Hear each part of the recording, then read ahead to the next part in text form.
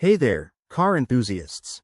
If you're dealing with a P0133 error code on your dashboard, don't panic.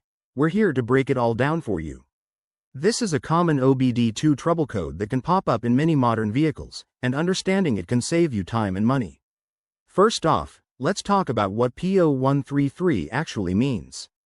It stands for O2 Sensor Circuit Slow Response, Bank 1, Sensor 1. In simple terms, your car's oxygen sensor, which monitors the exhaust gases to help regulate fuel efficiency, isn't responding as quickly as it should. This sensor is crucial for keeping your engine running smoothly and efficiently.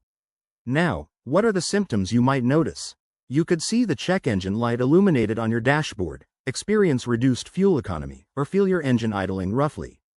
In some cases, your vehicle might hesitate during acceleration or even stall unexpectedly.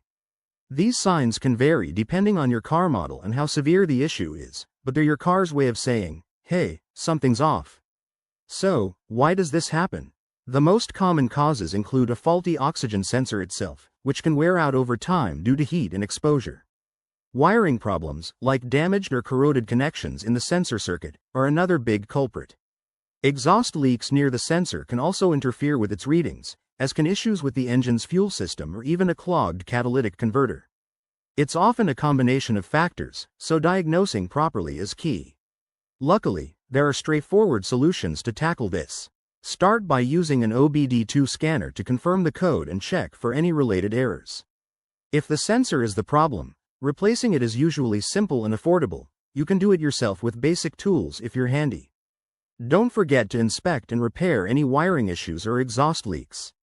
Always reset the code after fixes and take your car for a test drive to ensure the problem is resolved. If you're unsure, it's best to consult a professional mechanic to avoid further damage. There you have it, a quick guide to the P0133 error code.